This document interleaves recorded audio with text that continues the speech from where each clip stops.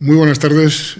Nos encontramos en una conversación entre dos profesores de la Universidad Internacional de La Rioja y, en mi caso, de Unipro también, en el que vamos a exponer un tema y nuestro parecer sobre el tema de la conversación es conflictos actuales y desorden internacional. Nada más y nada menos. Les decía que estamos aquí dos profesores, alguno con alguna más responsabilidad que solo profesor. La profesora, la doctora Sonia Alda, que es la directora del Máster en Estudios de Seguridad Internacional de la UNIR y profesora de esta universidad y analista internacional, y un servidor, profesor de la Universidad Internacional de La Rioja, del Máster de Sonia y también de Unipro. Y nos enfrentamos a un tema que evidentemente está sobre la mesa y es el día a día. Desayunamos, comemos, cenamos y nos acostamos con qué está pasando en este orden mundial, ¿no? O en este desorden mundial o desorden internacional. Vivimos en un mundo anárquico. No anárquico en el sentido político de la vida, sino que es un mundo en el que los equilibrios venían no porque hubiese un gobierno mundial, sino porque efectivamente en determinados momentos existían ciertos equilibrios de poder. Y igual que esos equilibrios existen, también dejan de existir. Hoy vivimos en ese momento en que el mundo ha dejado de tener ese equilibrio, ¿no? Hay una reconfiguración de los grandes bloques mundiales y estamos en pleno proceso que está durando mucho tiempo y que no sabemos cuánto va a seguir durando, cuándo va a acabar, ¿no? Pero lo que sí es cierto es que hoy ya no podemos hablar de ese equilibrio de bloques revisionistas y de statu quo, o viceversa, statu quo y revisionistas, sino que aparecerán otros equilibrios distintos en un futuro más o menos inmediato. ¿Qué nos pone sobre la mesa este desequilibrio? Bueno, la existencia evidente de bloques emergentes, igual que en la Guerra Fría había dos grandes bloques y un grupo de no alineados que, bueno, eran no alineados de aquella manera, con ese equilibrio.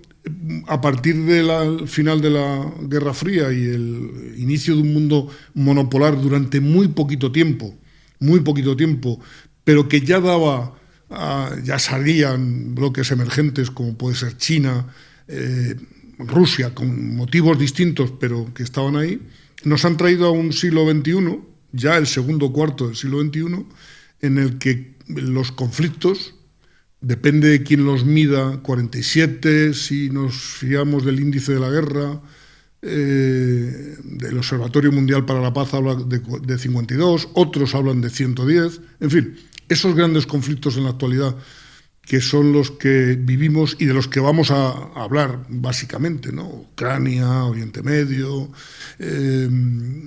Donald Trump y su política exterior, si la podemos llamar de esa forma, e incluso yo me atrevería a hablar de sus consecuencias para Europa. Bueno, pues es lo que venimos a poner encima de la mesa, ¿no? Me atrevo a empezar con Ucrania. ¿Empiezo yo? Tú, déjame, antes que nada, agradecer estar aquí, compartir contigo mesa, porque además de ser colegas, somos amigos de hace tiempo. Me complace extraordinariamente que formes parte del máster como profesor de Seguridad Internacional. Y estaba pensando y atendiendo mucho a tus palabras, y además de compartirlas, creo que la cuestión es un poco más grave, o mucho más grave. En este caso, toda esa reconfiguración que no sabemos hacia dónde va a ir, creo que no es solamente una cuestión coyuntural, sino que responde a una situación de crisis del sistema internacional. Cambio. Exactamente. Una situación de crisis del sistema liberal internacional, ¿no? Y ahí creo que esto es lo que complejiza extraordinariamente la situación, por la que deberíamos empezar a entenderlo en ese concepto, ¿no? Esto no es que surgen potencias emergentes, que hay cierta decadencia que se ha ido acusando y que ha acelerado Donald Trump en esta coyuntura internacional, sino lo que hay es un problema de crisis sistémica del propio sistema liberal, que es el que pone normas en el orden internacional a partir de la caída del muro de Berlín, con multilateralismo, libre mercado, democracia, todos esos valores en esa crisis se empiezan a cuestionar, ¿no? Entonces, en este caso, eso es lo que creo que esto no es solo una coyuntura de reconfiguración, sino de buscar una alternativa a un sistema que o se reformula, el sistema liberal, o definitivamente habrá que buscar una alternativa.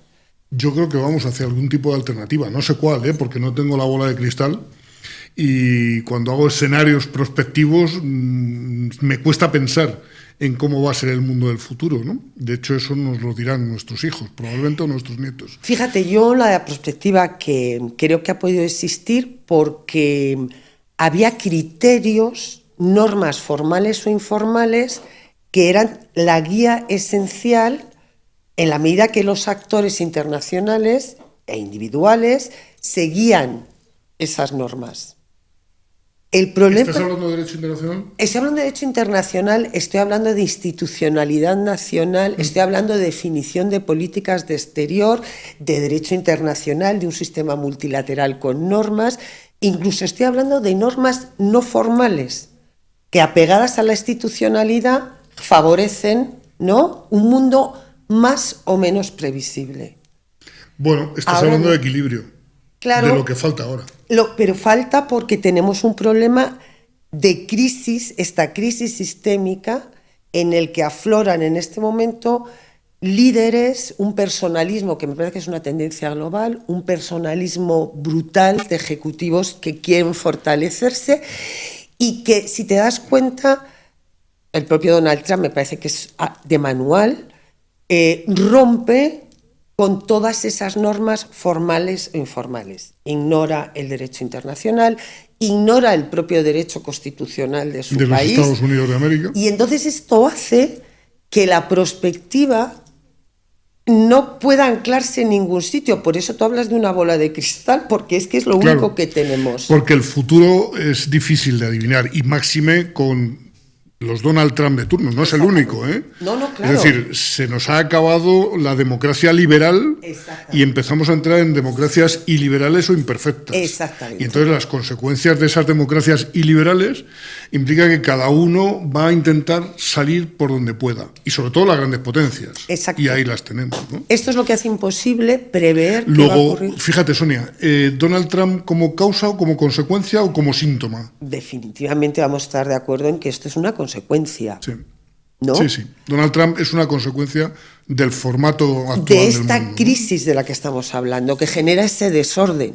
Por tanto, yo creo que hay gente que está esperando, deseando que lleguen las elecciones.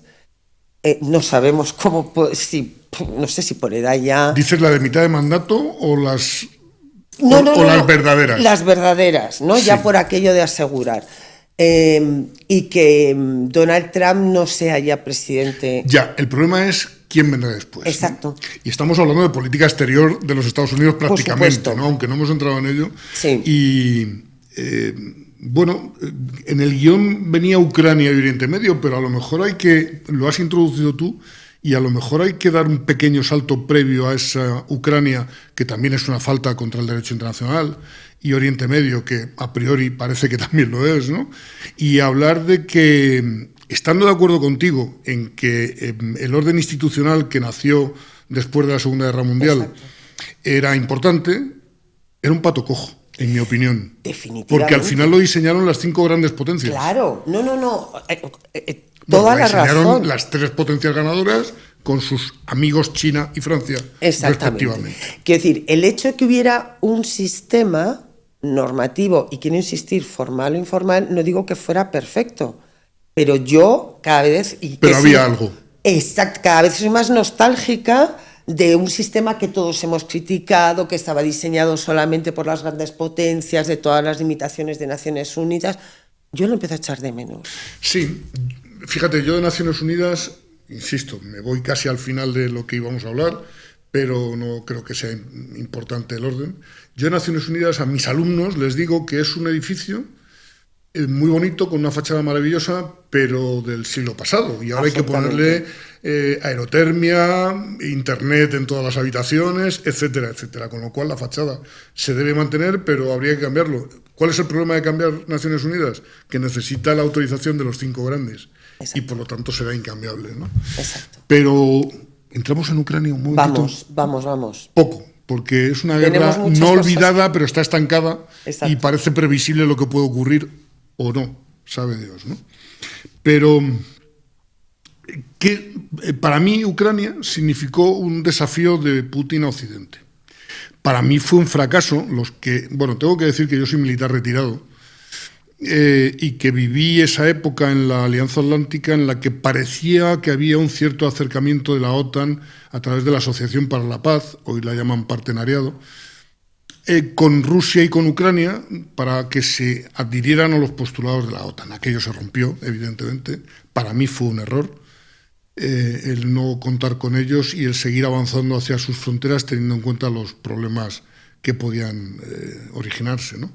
En el fondo Ucrania es un conflicto, una guerra congelada que se ha acabado descongelando y que nos ha puesto y que ha significado un desafío de Putin a Occidente, ¿no?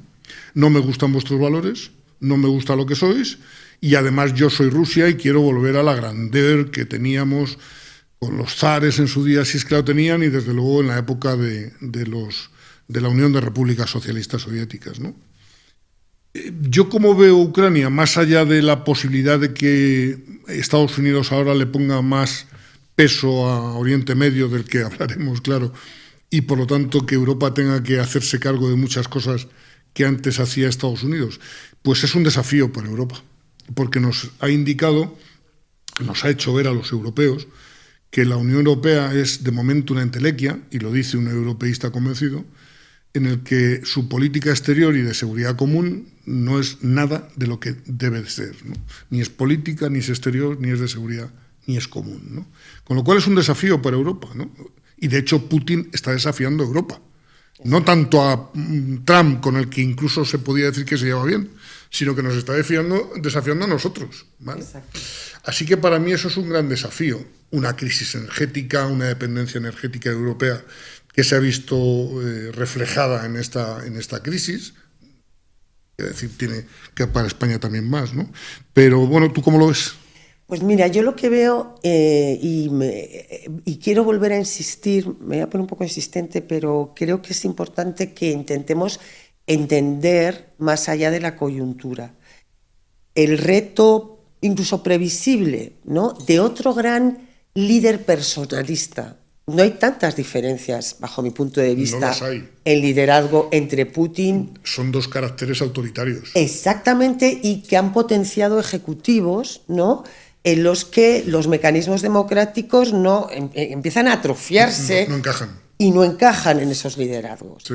Bueno, aquí, más allá de esta previsible vuelta a ese pasado glorioso e imperial, y el desafío a Europa es que de nuevo este desafío pone más en evidencia ese desorden y crisis que hace que lo que nosotros pensamos como europeos, que teníamos el apoyo de Estados Unidos, que la OTAN iba a funcionar sin problema y que cualquiera que se enfrentara tenía todas las de perder, otra vez se nos rompe otro supuesto. Sí, sí. Y es que, por supuesto, Estados Unidos no nos apoya, pero que además nosotros estamos absolutamente bloqueados para generar una alternativa, no solo de liderazgo, de defensa básica. Es que me temo que no tenemos esa alternativa. No la hay. No hemos pensado nunca en ella. Exactamente.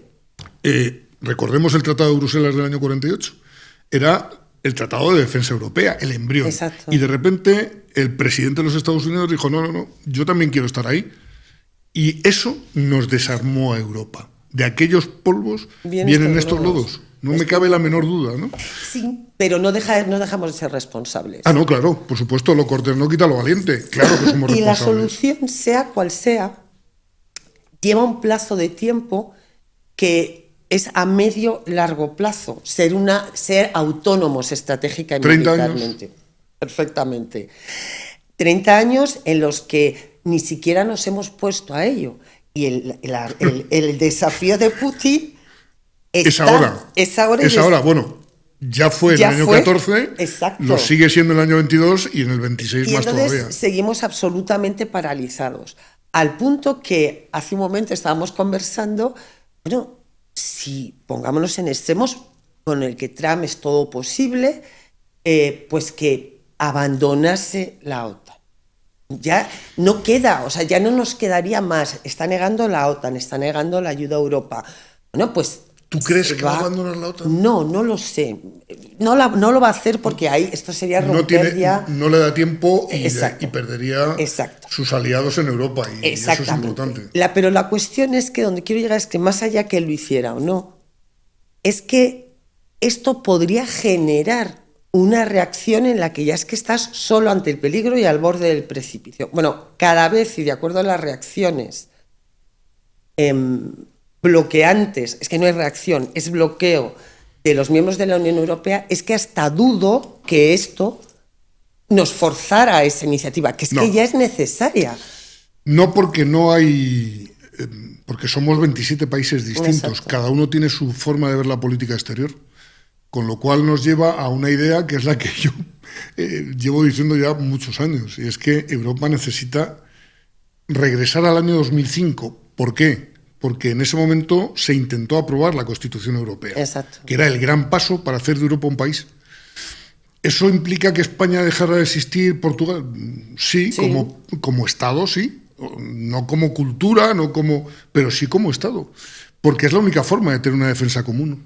Claro, pero comunidad de doctrina, de verdad. Sí, pero eso, que comparto absolutamente una Unión Europea como una federación de Estados, claro.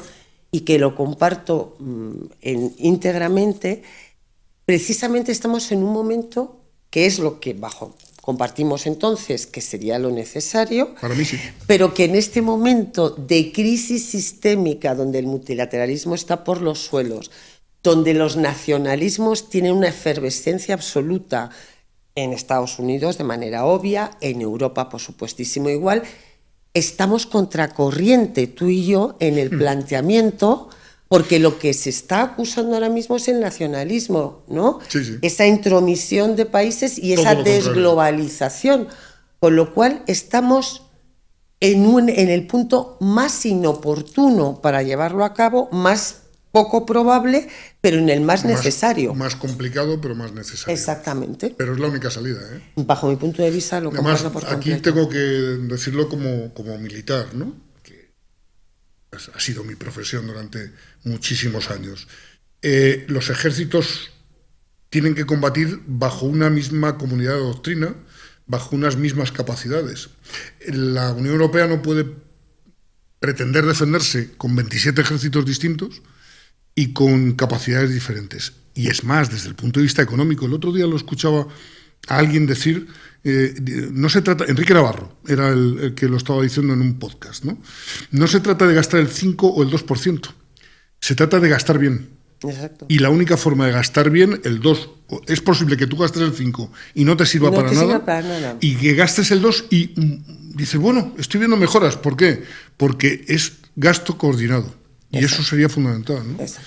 Con lo cual estamos entrando en que Ucrania nos ha puesto sobre la mesa las debilidades de Europa, que ya las conocíamos, ¿no? Esto solo ha hecho llevarnos a algo más, ¿no? Pues un poco dramáticamente yo diría a ese borde del precipicio. Sí, pero es que además en la Unión Europea hay infiltrados de Putin. Claro, entonces... Claro, pero una cosa, yo creo que de todo esto, infiltrados de Putin y convicción sí. de muchos ciudadanos y de muchos gobiernos sí. que apoyan un nacionalismo, bajo mi punto de vista, irracional, y que hacen posible que el proyecto sea menos realizable que nunca. Sí, cada día menos. ¿No? Sí, eso es, ¿no? Y además, volviendo a Vladimir Putin, creo que ha puesto de relieve ese concepto de zona gris, sí, más allá de Ucrania, y que nos hace, bueno, zona gris no habría que definirlo muchísimo mejor, ¿no? Pero lo estamos viviendo. Lo hizo con las elecciones de Estados Unidos cuando Hillary Clinton y Donald Trump se pusieron a ello, lo ha hecho con Marine Le Pen en Francia, lo ha hecho con Cataluña en España, en fin, ese concepto de zona gris nos lo ha puesto sobre la mesa y lo está haciendo francamente bien, lo cual demuestra que la Guerra Fría no había acabado, solo se congeló. Sí. Fue una buena voluntad, pero poco más. Bueno, cierto, es decir, las aspiraciones rusas pues ponen en evidencia que aquello no acaba. Ahora estamos en un mundo absolutamente distinto a esa Guerra Fría, porque es que la Guerra Fría también proporcionaba orden. Era un mundo bipolar. Todos sabíamos quién mandaba. Un equilibrio. ¿Y a qué nos ateníamos si te salías del hinterland de una potencia o de otra? Totalmente. Y entonces uno tenía certeza y podía hacer prospectiva. Ahora no podemos hacer, ni tenemos certeza ni prospectiva. Somos la sociedad global del miedo. Todo es posible en cualquier sitio y en cualquier lugar. Momento. Sí. Por tanto, esto es lo que hace que, como decíamos, Trump sea consecuencia de un mundo que lo que nosotros pensábamos que eran certezas son incertidumbres. Son absolutas incertidumbres y que cada vez dejemos de crear más en la institucionalidad, en el marco democrático, en los procesos de integración, en la política y en los políticos. Todo esto genera un proceso que va mucho más allá de un orden internacional. Esa es la crisis sistémica en la que me refería, ¿no? Y en esa crisis está Oriente Medio. No podemos, nos queda un ratito para hablar de Oriente Medio y creo que es fundamental, ¿no? Yo lo veo, a ver, cuando la gente dice que va en contra, que el ataque contra Irán realizado por Israel con la ayuda de Estados Unidos va contra el derecho internacional, yo ahí no estoy totalmente seguro que vaya, ¿no? Porque para mí es una respuesta, no digo, habría que ver si es proporcionado o no, eso algún magistrado de algún tribunal internacional debería decirlo, pero para mí fue respuesta al 7 de octubre, ¿no? Al lamentablemente famoso 7 de octubre que azuzó el avispero en la zona, ¿no? Otra cosa es que la respuesta a ese 7 de octubre en Gaza o en Irán se salga de los límites proporcionales que deberían serlo, ¿no? Pero bajo mi punto de vista el derecho a la respuesta está, otra cosa es que la respuesta no se ajusta a ese derecho internacional, ¿no? Yo soy profesor de Derecho Internacional Público y a los alumnos de Derecho les digo que es una asignatura que tienen que conocer para saber cómo van los tiros y por qué a veces no se cumple. A los de Relaciones Internacionales les digo que tienen que saber siempre por qué no se cumple y por qué al final el poder es el que te da ese derecho internacional y que lo demás lamentablemente no es así, ¿no? Y también les digo que ese derecho internacional, su máxima muestra es las Naciones Unidas, y ya lo he dicho antes, Naciones Unidas es un edificio que habría que modificar muchísimo, ¿no? Pero digamos que a mí personalmente me ha puesto de relieve la influencia que Netanyahu tiene sobre Donald Trump. No sé las razones. Bueno, fíjate, Donald Trump, yo estaba pensando si en lugar de ser politólogos, expertos en seguridad, en derecho internacional, no tenemos que es obvio y que nos hace falta nuevas herramientas de análisis, sí. Bueno, pues un psicoanalista, ¿no? Pero no quiero decirlo en sentido despectivo, es que cuando los criterios de acción se basan en respuestas absolutamente personales, como estamos diciendo, al margen, porque es pura pasión pura pasión, iba a decir, y perversión, perdón. Quiero decir, son decisiones unívocas, sí, y personales que están motivadas por tu personalidad, por el humor con que te has levantado. Y por tu calidad de empresario. Yo no sé si Donald Trump es bueno o mal empresario. No entro porque, en fin, conozco sus negocios muy de pasada, ¿no? Pero yo creo que está manejando la política internacional, sí, y a los Estados Unidos como su empresa. Una empresa en la que el presidente del Consejo de Administración es él, pero su Consejo de Administración también es él, y nadie más. Y los demás son asesores que si, oye, no compres estas acciones que van a caer, pues las quiero comprar y te despido. Sí. Está funcionando de ese estilo, ¿no? Sí. Ya lo hizo en la primera administración, era su empresa. Pues fíjate, es interesante porque esto es digamos que su, bueno, pues pongamos, su carácter de empresario exitoso, al menos es millonario, o sea que algún éxito tiene que tener. Algo de éxito tiene que tener, sí. Una de las cuestiones que le conduce al poder es un apoyo popular porque no es político, porque es un outsider. Sí. Porque en esa falta... Por eso ganó las elecciones. Claro, por esa falta de convicción en la institución, en el marco que todos teníamos claro y que iba a funcionar y que ya no nos gusta, elegimos gente que no tenga que ver con el mundo de la política. porque esto le hace menos sospechoso. Porque estamos un poco cansados de algunos políticos, ¿eh? Sí, pero claro, si es que hay una crisis, es cierta y evidente. Sí, sí. El problema es cómo estamos reaccionando ante esas crisis. Y como decíamos desde el principio, y en esto quiero insistir, él es consecuencia de ello. Sí. Entonces tú me comentabas, es que el psicoanalista nos haría falta para el estudio de personalidades. Ya no se estudia, o sea, el estudiar derecho internacional, por favor, imprescindible, o sea, no quiero negarlo. Yo no lo tengo claro. Bueno, pues yo quiero seguir defendiendo el derecho internacional en crisis absoluta, como todo el sistema multilateral, es precisamente la crisis de las normas. Entonces yo, cuando nos preguntan, ¿y cuál es la previsión? Pues como tú decías antes, o la bola de cristal o un psicoanalista que empieza a entender personalidades. Estoy poniendo un ejemplo muy exagerado. No, pero no vas desencaminado. Pero de verdad quiero poner de manifiesto esa crisis de certezas en las que ya no creemos y en las que confiamos en el carácter, no sé, me he cortado al afeitarme cuando me levanté por la mañana y esto me cambia el humor de un día. Sí, bueno, eso me lleva a una idea y voy a pedir disculpas por lo que voy a decir, pero voy a decir que yo ya tengo 66 años, quiero decir que yo pondría un límite de edad. Sí. En serio, ¿eh? ¿Por qué? Porque, y yo me doy cuenta, a medida que cumplo edades, me voy volviendo más intransigente. Más maniático, más, yo qué sé, más me molesta todo lo que no sea lo mío, ¿no? Yo no quiero pensar cuando tenga 10 años más y no quiero pensar cuando tenga 20, 15, 20 años más. Puede ser imposible, ¿no? Yo creo que todo tiene un límite por debajo y por encima para gobernar un país, creo, ¿vale? Yo también. Y no hablo de una formación, que también sería bueno, no sé qué formación tiene Donald Trump, pero es un gran empresario, así que no sé si tiene estudios o se ha hecho a sí mismo, cualquiera de las dos cosas me valen, pero ya tiene una edad. Y debería ser un pato cojo, último mandato como presidente, a priori, ya veremos qué pasa, pero lo que está claro es que ya tiene los 80, y perdón, no me quiero meter con la de 80, pero a lo mejor hay que hacerlo de mérito más que... En fin, llega un momento que tienes que saber dar un paso al lado y decir, no, gente que se deje aconsejar.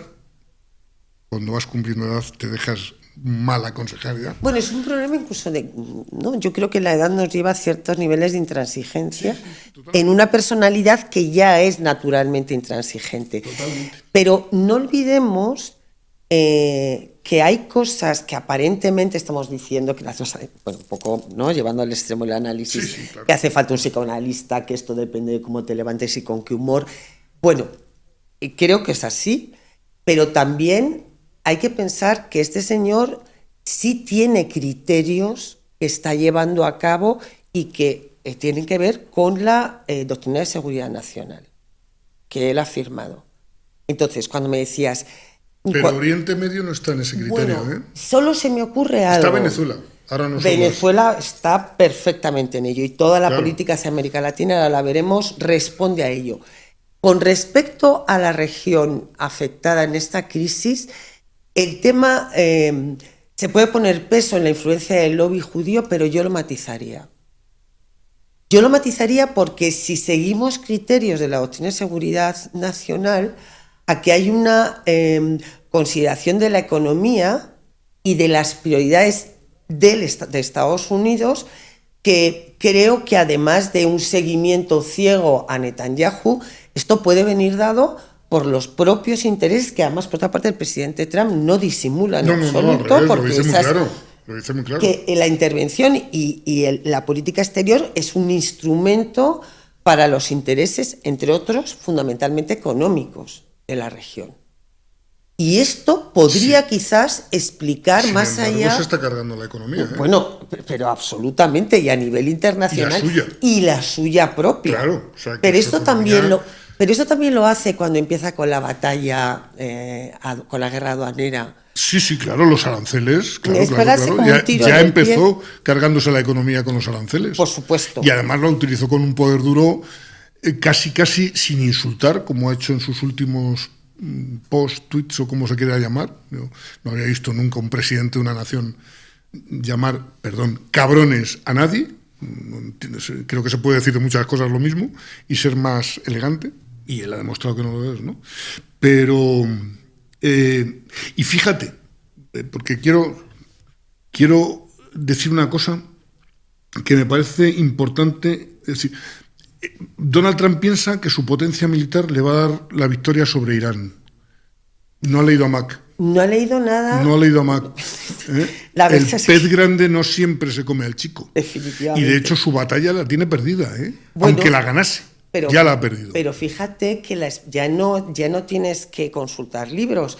Con que repase la historia más reciente del país, demuestra que efectivamente... Que no siempre gana el más potente. Bueno, precisamente lo que tiene son más fracasos que triunfos. Sí, sí. Entonces, esta salida hacia adelante en un callejón que nadie puede entender muy bien ni podemos comprender, creo que estratégicamente es un definitivo error. Totalmente. El de un error de cálculo imperdonable. No sé quién hizo ese cálculo. No sé quién en el Pentágono lo dijo, presidente, ¿dónde va? Pare y temple. No sé quién. Probablemente nadie se atrevió a decírselo, ¿vale? Todo el mundo lo pensó porque mis colegas militares estadounidenses son bastante inteligentes. Bastantes. Y son muchos, y todos muy listos. Son muchos y lo tienen muy claro, pero nadie se lo dijo o nadie se lo supo decir. No, yo creo que en esto está en un callejón sin salida, en el que cada vez pierde más credibilidad. Sí, ¿no? Definitivamente. Y esta tregua que ha anunciado le lleva inevitablemente a una nueva situación que puede leerse bajo algún votante suyo. En el movimiento MAGA ya hay voces exactamente disidentes incluso, que también le califican de demente. El problema es que lo diga MAGA, ¿bajo qué punto de vista? Sí, no sabemos muy bien con qué criterio lo ha dicho, pero también quieren llevar a cabo, o pareciera una iniciativa por parte del Partido Demócrata. Oye, Sonia, perdona, es que no quiero desaprovechar tu latinoamericanismo, tu capacidad de análisis de América Latina, para preguntarte por Venezuela, Cuba, Trump, de nuevo, claro, es el centro. Es el centro. ¿Qué opinas? Pues fíjate, en este caso me parece que está siendo muy consecuente con esta doctrina de seguridad nacional. Y aquí hay un punto de inflexión o de diferencia con todas las administraciones que desde la Guerra Fría habían dejado en un plano secundario su interés por América Latina. Sí. Y en este caso, en su actuación, en su hacer político, pero respaldado por la doctrina de seguridad nacional, el primer hito y diferencia es que América Latina, de nuevo, pasa a ser absolutamente prioritario en la estrategia de seguridad. Este vuelco de mirada, sin embargo, presenta peculiaridades que no es tanto por intervencionismo o no, sino incluso en modelos que ha empezado a desarrollar. El caso de Venezuela responde, al menos en el discurso, a buena parte de los ejes que articulan los intereses estratégicos. Es lucha contra el crimen organizado, cuestiones de migración y control de migración, y bueno, el caso de Venezuela y toda esta salida multitudinaria de venezolanos ante las presiones autoritarias del régimen. Y hay otro aspecto que es la economía. Y aquí el presidente Trump, de nuevo, como quizás en esa estrategia equivocada, pero motivada por los intereses económicos de Estados Unidos, sin pudor, hay todo un discurso en el que dice: de Venezuela lo que quiero es su petróleo. Entonces, todos esos, y aquí vuelve una diferencia, ¿no? Todos esos valores de, si quieres, de legitimación de intervencionismo histórico norteamericano, que esto sería muy discutible, pero bueno, pongámoslo así. Sí. Siempre han estado respaldados por valores de la democracia, de liberalización de pueblos oprimidos, de llevar a cabo la democracia. No está en su discurso y no está en su actuar. Es decir, aquí no se ha llevado a cabo, como sí se ha hecho en anteriores crisis desde Irak, en remover toda la élite gobernante. Bueno, porque había un discurso de interés por la democratización de esa realidad. Aquí... ¿Y porque se aprendió? Se ha aprendido. Pero porque también creo que más allá de esos errores también estratégicos, hay un discurso de legitimación. Sí. Aquí no. Aquí abiertamente se habla, como se dice en la doctrina de seguridad nacional, hay intereses económicos prioritarios para Estados Unidos.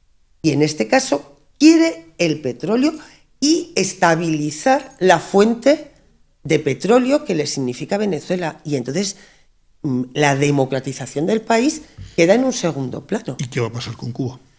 Pues con Cuba creo que el modelo es distinto. Cuba hay toda una tradición, tendría una mayor repercusión internacional, está muy muy cerca de Estados Unidos y aquí, aunque no sea característico de Donald Trump, hay mayor cautela o un modus operandi algo distinto. Yo no creo previsible un rapto del jefe de la Ejecutiva. Es poco probable que Díaz-Canel acabe en una cárcel estadounidense, a priori. No, a priori no cabe. Y aquí hay de nuevo, aquí fíjate, no hay intereses económicos. Cuba no le puede proporcionar, no le proporciona nada. Absolutamente nada. Lo que pasa es que tiene un cierto cariz sentimental, Marco Rubio. Exactamente. Yo creo que aquí está este discurso, yo diría casi una de las motivaciones fundamentales de Marco Rubio, que es el tema de Cuba, ¿no? En este caso, la forma de convencer a Donald Trump de que se meta en ese avispero, que es otro avispero, sí. Incluso el propio Marco Rubio, también es su influencia, puede ser ese inicio, que no está claro, de negociaciones que se basa en presión extraordinaria y dejar absolutamente sin aliento a la isla, sin fuentes de energía, sin suministros de ningún tipo. Ya lo estaba, ahora ya es imposible. Ahora es máximo. Increíble. Y en ese posible inicio de negociación, que es muy embrionario, bueno, de repente que dejen entrar petróleo ruso como por una concesión humanitaria.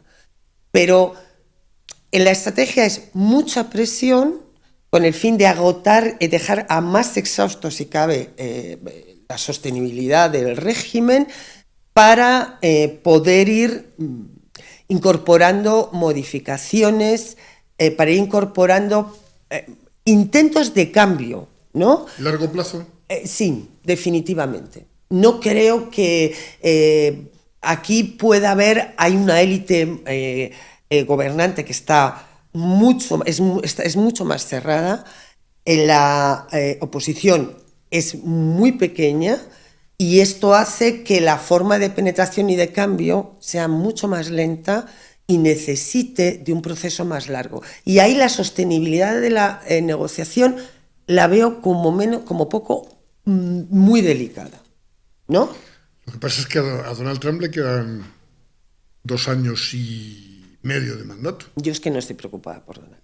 Yo digo que... Sino por su sucesor. Por sus sucesores, ¿no? ¿Quién puede ser su sucesor si seguimos inmersos en esta crisis del sistema? Entonces, me preocupa Donald Trump, me preocupa muchísimo. Las consecuencias ya están aquí, las vivimos, como tú muy decías, sí, en el incluso a diario, en todo. Por la mañana nos levantamos con las últimas ocurrencias de Donald Trump y nos acostamos con sus ocurrencias también. Veamos que incluso, estamos hablando de Donald Trump, veamos qué ocurre, cuál es el futuro político inmediato de Europa. ¿Qué alternativas políticas? Yo creo que Europa tiene pocas alternativas políticas que no sean avanzar en una unión progresiva adecuada. ¿Cuál es el problema?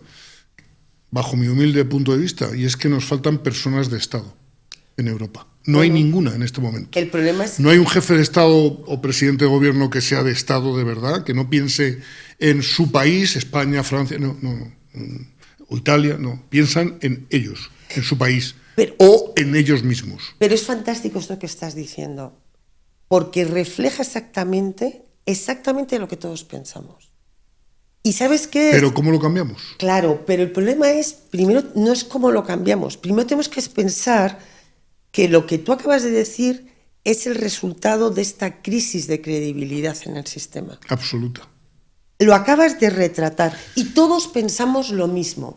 Cuando hay este gap, ¿no?, en el que no nos creemos que haya, que tampoco lo creo yo, hombres de Estado que miren por el interés común, de repente aparecen los imitadores, originales o no, de cualquier otro líder personalista como Donald Trump. Sí, los autoritarismos. Es que además es muy fácil ser autoritario. El poder corrompe. Eso es un dicho habitual, ¿no? Yo lo he vivido personalmente. Yo he estado muchos años en esferas cercanas al poder, ¿no? Y he visto, incluso, tú lo sufres porque dices, joder, pues yo también soy importante, hombre, ¿no? claro, si este señor es importante, yo también. Claro, entonces o tienes la cabeza bien asentada y llega un momento y dices, para, que esto no es así, y te vas. O si sigues, posiblemente acabes en la misma miseria, ¿no? Pero yo no veo, pero antes había, yo qué sé, los Konrad Adenauer de turno, ¿no? Gente de Estado. Sí, había gente de Las Estado. Margaret Thatcher, por hablar de signos contrarios. Exacto. Claro, pero había eso y había, insisto, credibilidad en el sistema. Hay una evidencia, hay otro síntoma aquí en Europa, que es todo este ascenso electoral de estos partidos llamados nacionalistas y de extrema derecha. Ellos son otro síntoma de esta crisis de falta de credibilidad en el sistema. Entonces, por eso digo, cuidado, porque estamos hablando de Donald Trump, pero veamos, y hay que seguir muy de cerca la evolución que hay en casa, ¿no? Es que los extremos se tocan. Entonces, cuando uno habla de extremismos, al final dices, no, mira, es que esto no es el camino. El camino es mucho más moderado, más de aguantarse unos a otros y de convivir, ¿no? Pero yo no veo un futuro en Europa porque nos llenamos la boca de esa política exterior y de seguridad común y no existe. Nos llenamos la boca de una política común de seguridad y defensa y no existe. No. Oiga, con 8 batallones, en términos, lo llamamos de grupos de batalla, no me acuerdo el nombre que le damos, que dice, esto tiene que ser la bomba, ¿no? No, usted, son 8 batallones, es decir, en términos humanos son 800 personas, para un continente de 500 millones de habitantes, ¿no? Entonces, con 800 personas ya me contará usted qué vamos a defender, absolutamente nada, ¿no? Todo lo más, el río Ebro, si es que nos lo prestan, pero, en fin, yo en la reunión de ministro de Defensa que dirigí en el año 2007, la seguridad la integraban 18.000 personas. O sea que, imagínate, ¿no? En fin, veo un... Estamos en un proceso global, porque esto es una crisis sistémica.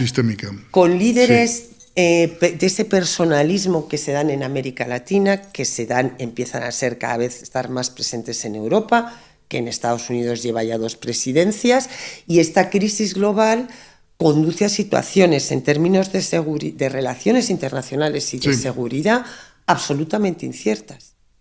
Y cuando nosotros, el otro día pensaba, pero ¿cómo resolvemos esto? Empiezo a dudar cuando yo te decía, bueno, el derecho internacional hoy en día, pero yo lo quiero defender, es decir, yo quiero defender normas, posiblemente con un modelo reformulado. Porque es necesario. Imprescindible. Imprescindible, exacto. El problema, quiero insistir en ello porque me parece importante, es que la base de ese derecho internacional nació en 1945. Claro, hay que reformularlo. Y han pasado 81 años, ¿no? 81, no me equivoco, 81, ¿no? Entonces necesita un vuelco. Por supuesto. Asamblea General de las Naciones Unidas, y dicen el modelo ideal de democracia, un Estado, además cumpliendo las normas de su Carta y del derecho internacional. Todos los estados son iguales, todos tienen su capacidad, todos tienen derecho de voto. Y es un hombre un voto, perdón, un estado un voto, un país un voto. Vale, pero eso es en la Asamblea General, que no vale para nada. Legitimación moral, pero luego el día a día pasa al Consejo de Seguridad y ahí ya se refleja el poder. Eso es el derecho internacional, ¿eh? El poder. El poder. El Consejo de Seguridad, donde 5 países fundadores de las Naciones Unidas tienen derecho de veto. Entonces, claro, nunca habrá una resolución en contra de uno de esos 5 países, jamás. Y son las únicas que son obligatorias. Claro, de todas maneras, fíjate, en este caso, más allá de absolutamente de acuerdo, yo no quiero reivindicar lo que supuestamente era un sistema perfecto, que nunca lo ha sido, que además está obsoleto. Absolutamente de acuerdo contigo. O sea, mi posición no es la posición de defender lo que había, sino de reformular. De defender lo que significaba. Lo que significaba. Y de verdad que esto es imprescindible para la convivencia global. Absolutamente. Nunca ha sido más necesario que el derecho internacional se cumpla. Pero por desgracia no parece que la cosa vaya No, por ahí, eso te digo, pero yo creo que tenemos que empezar a insistir no en un sistema obsoleto, no en un pasado que ahora tampoco podemos idealizar Naciones Unidas, porque ha tenido siempre las limitaciones. Una organización es lo que sus países miembros quieren que sea. Sí. Y Naciones Unidas, ningún Estado miembro ha renunciado ni a un ápice de soberanía, y encima con una cúpula, como tú muy bien explicabas, en el Consejo de Seguridad, que hace absolutamente inamovible la institución. Ya, pero por eso hay que reformularla y reformarla, pero basándonos en un criterio alternativo, reformulado, actualizado. Real, del siglo XXI. Sí. Un siglo XXI que aún no está equilibrado. Y ese es el problema. O sea, a lo mejor dentro de 10, 15, 20 años, no quiero ser pesimista, ojalá sea dentro de 5 meses. Claro, ojalá. Pero, claro, si no hay un equilibrio, no se puede reformular nada. Las Naciones Unidas nacieron, del año 41 empezaron a nacer, y nacieron en un momento en el que se generaba un equilibrio de poder, ¿no? Y donde, bueno, de alguna forma llegaron a un acuerdo poco a poco, 3 potencias junto con China y Francia posteriormente, ¿no? Pero eso hoy, primero, para reformar las Naciones Unidas se necesita su voto. ¿Van a perder poder? Evidentemente no. No. Hay que reformular otro, pero ¿con quién? ¿Con quién? ¿Con qué países? ¿Con el nuevo equilibrio de bloques que salga dentro de 10 años? No hay voluntad política. ¿O de 5 meses? No hay voluntad política para llevar. Además es que, mira, una de las cosas que, ahora que estamos hablando de reformulación, yo sé que esto queda fatal cuando lo digo, pero yo creo que por honestidad intelectual siempre lo defiendo con mis estudiantes en la UNI, ¿no? Nosotros vivimos en una realidad internacional, local, en una realidad del siglo XXI con instituciones del siglo XIX. Claro, así es. Y cada vez desde hace ya tiempo, y con la globalización, este proceso inicia una aceleración en el que el Estado soberano, el Estado-nación, tal y como lo entendemos, fundado con la Revolución Francesa, no es operativo. Ni en el ámbito de seguridad, por supuestísimo, ante amenazas transnacionales.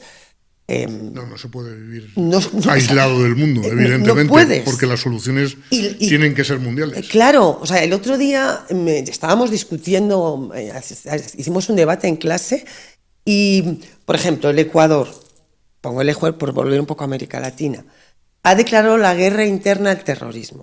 No quiero entrar si es terrorismo, si es que no nos da tiempo a esto. Y uno de nuestros alumnos decía, bueno, es una posible solución ante una amenaza transnacional. Dije, mire, aquí hay una contradictio in terminis. No puede ser operativo ni efectivo una guerra interna ante una amenaza transnacional. Más allá de... Es que no es operativo, no sirve para nada. No sirve para nada. Entonces, más allá de las críticas o a favor o en contra, esto no nos da tiempo a discutir, de esta decisión soberana del gobierno y de su presidente a la cabeza de la República del Ecuador, es una manifestación absoluta de esta cuestión de... Es que allí no tenemos realidades que no funcionan, realidades institucionales, en buena parte, por eso puede venir la crisis, que no funcionan con la realidad cotidiana con la que nos manejamos. Nuestras propias instituciones de defensa y de seguridad tampoco. De verdad, yo siempre, para provocar a los alumnos en el debate, que me encanta, siempre digo, vamos a pensar por un momento el origen y el escenario de seguridad con el que se crea unas Fuerzas Armadas y los cuerpos de policía. Y tienen la idoneidad cuando un espacio es el de la defensa exterior y otro la seguridad interior.